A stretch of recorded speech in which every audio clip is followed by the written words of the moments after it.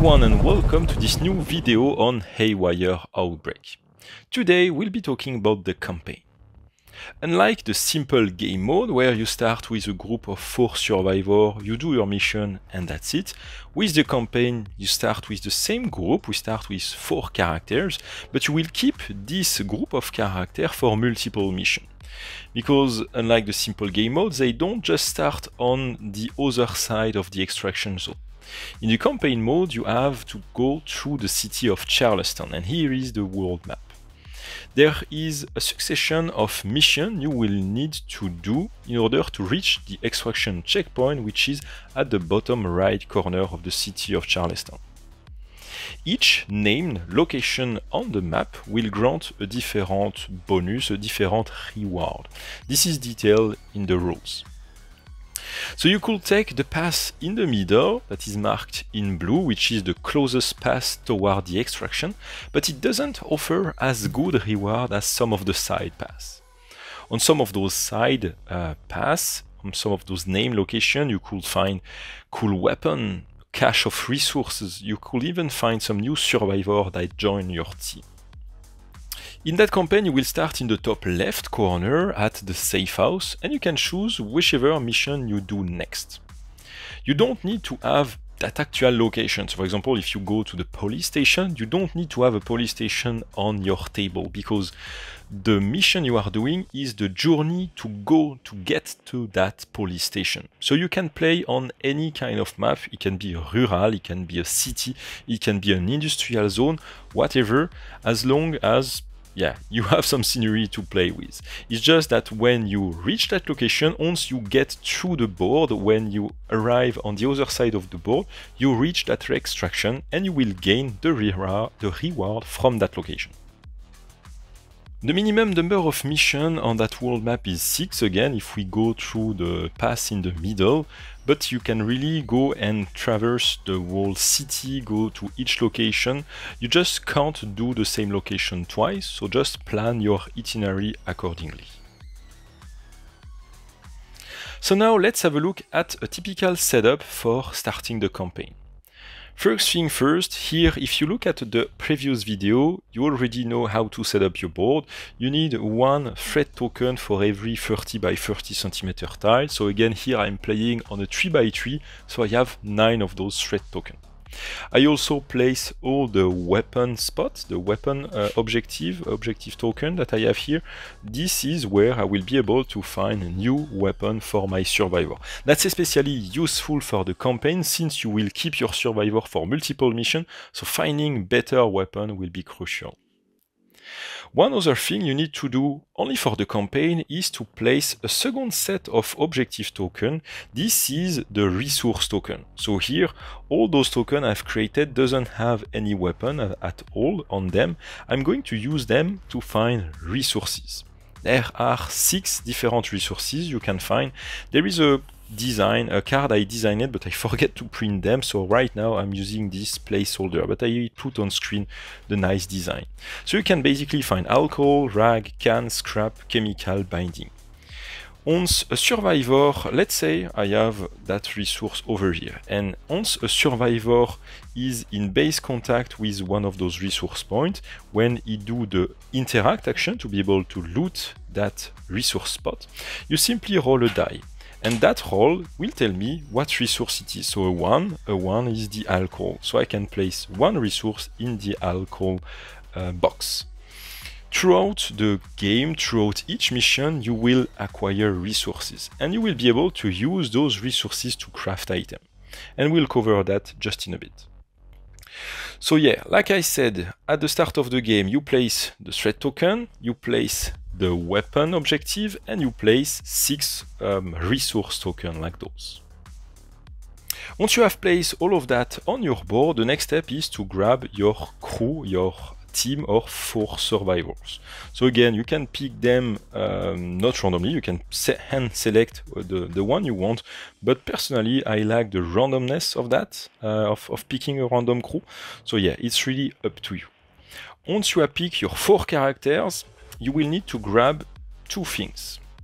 You will need to grab 2 craftable items, and for the campaign it's not randomly selected. You start with a bandage, and a Molotov cocktail.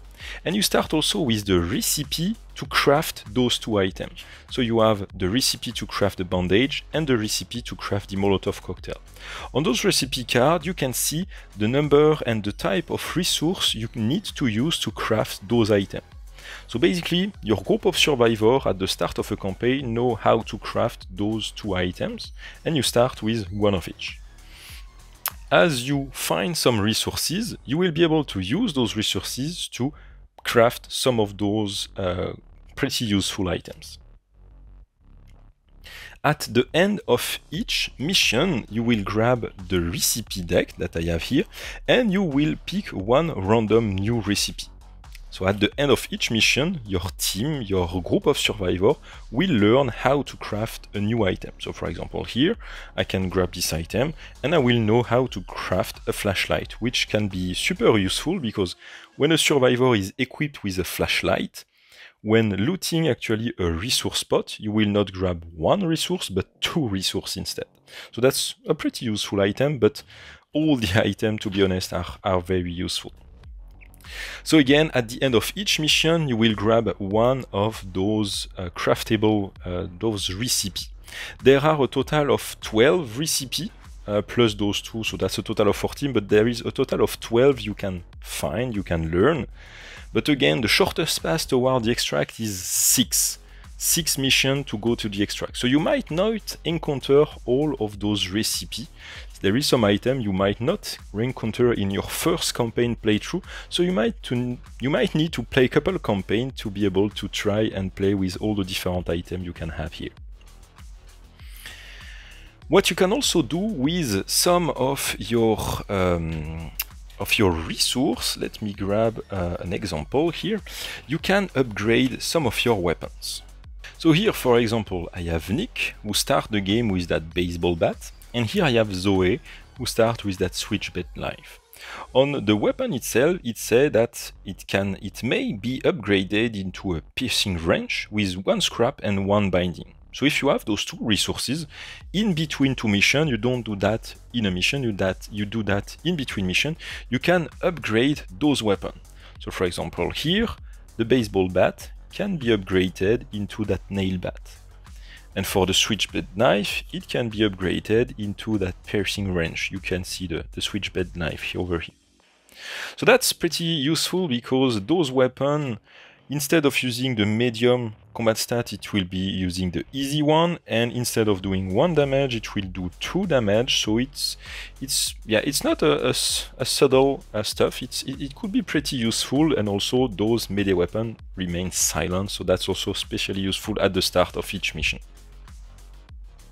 At the end of some of the mission, you might gain a reward weapon. That's this deck over here with the crown icon in the top right corner. That's really the best weapon you can find in the game. Most of them are using the easy combat stat. There is actually a couple that use the medium combat stats. It's some light machine gun, but those are firing 3 shots with a max range of 18, so they are pretty powerful anyway. But yeah, in general, those are just the best weapon you can find in the game. So that's you can find that in some location like the police station or the armory, for example. Throughout your campaign, you might encounter new survivor, you might lose some survivor as well. If one of survivor is killed in a mission, let's say you start with 4, but in the first mission you lost 1, it's not automatically replaced. In the next mission, you will only have 3 survivor to go through that board. So you need to be careful on which location you visit next, because some location in the city of Charleston will grant you additional survivor.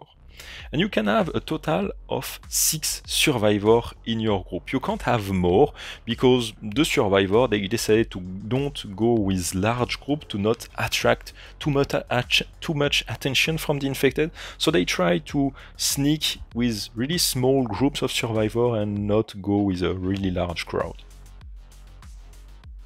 So that's pretty much it for this new video on the campaign mode. Hope you find that helpful. Let me know in the comments what you think of the campaign mode and overall of Haywire, and I will see you soon for the next one. Bye everyone!